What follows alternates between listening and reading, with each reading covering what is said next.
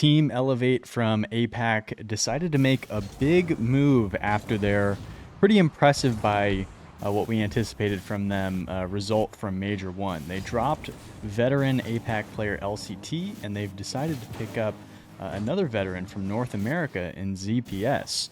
ZPS, if you are unfamiliar, has been playing around in North America since Season 8 in the RLRS and Season X in the official RLCS. He's been to 22 A-tier events, 2 S-tier, so he's been around for quite a while, and we're watching him here in the last iteration of the draw, the off-season tournament, as a member of Boulevard.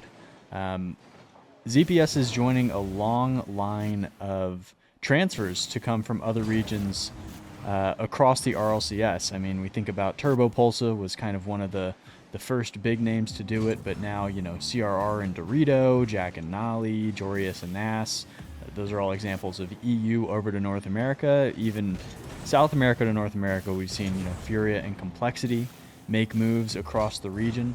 So ZPS is not the first to make this move, but this move signifies, in my opinion, what could be a long-term shift or model that we see for RLCS players. The reason that he's coming over to join this Elevate team is because Kevin and Sphinx are looking to continue competing at a high level in APAC. A lot of people didn't have their team in Elevate making the Major 1 anyways, with another transfer in a Virtuoso-led Gaming Gladiators being the favorite out of this region to make it to the international event, but alas, Elevate were able to overcome and make it there, and now the veteran savvy of ZPS and the experience that he brings playing at a high-level North American region is something that they think will continue to get them over the hump and possibly allow them to compete at the international level. And I can't help but be reminded of the NBA and the life cycle that we see over in professional basketball. The rules opened up a lot this season for the RLCS, which made transfers like this more possible. We have more regional flexibility. We've seen this in Young Money Clan before they infamously got banned for trying to throw to make it to the major, but that was a European team with some talent who were coming across to compete in this region, and that's where you get into a dark area with some of this. Maybe a gray area is a better term, where if you're not going to actually be playing in the region, it's a little iffy. But this model of ZPS, who is going to be playing from APAC for this split, I think is something that all fans are, in favor of. And in the NBA, there's so many talented basketball players around the league. There's only 600 spots. Well, it's closer to 550, but let's not split hairs. In the NBA, where do you put the rest of that talent? There's 60 new rookies that come in every season. You got undrafted players, you have the G League, you have Euro players, all the international players who can come over.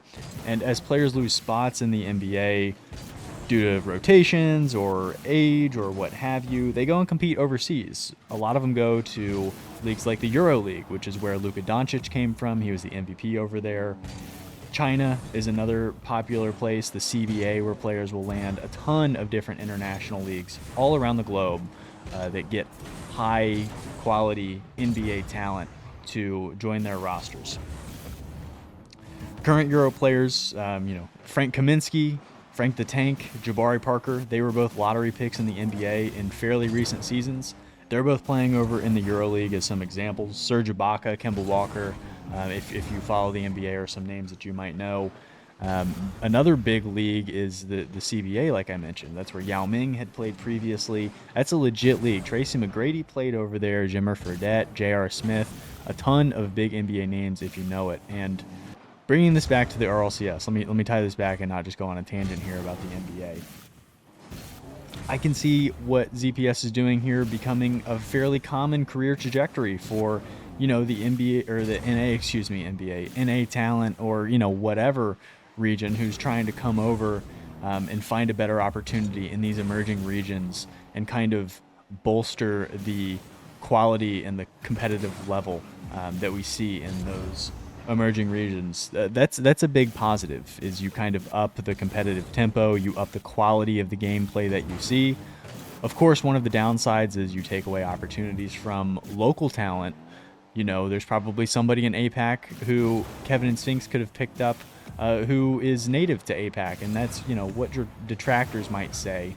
But you could say the same thing about all of the international leagues that we see for basketball as well. You know, this move is definitely going to increase this team's international competency when we see them get to, you know, that major stage again. Somebody like ZPS who's been there gives them an extra level. It elevates what their floor could be when contending against these top teams.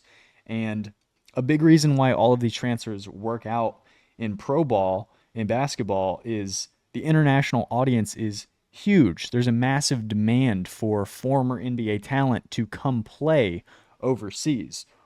RL isn't quite there yet, but it could grow. International rules that we've now seen to kind of match what we get from Fortnite is something that moves us in that direction, where we've seen people like Young Money Clan or even Sphinx at his age be able to compete at the RLCS stage. International events, we could reach an international fan base, especially in regions like APAC, where we see massive fandom for esports, but just not for the RLCS just yet. I don't know. These are just my thoughts. I could see what ZPS has done here become more and more commonplace as the seasons go on. But what do you guys think about the future of transfers and this move in particular? Would love to know your thoughts. Guys, as always, thank you so much for taking the time. And until next time, take it easy.